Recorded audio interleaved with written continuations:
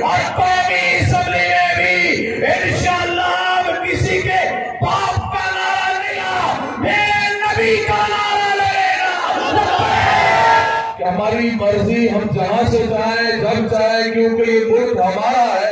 انشاءاللہ مہنگائی بھی ختم ہوگی کہ نہیں ہوگی؟ جیسے بابا جی نے فرمایا نا،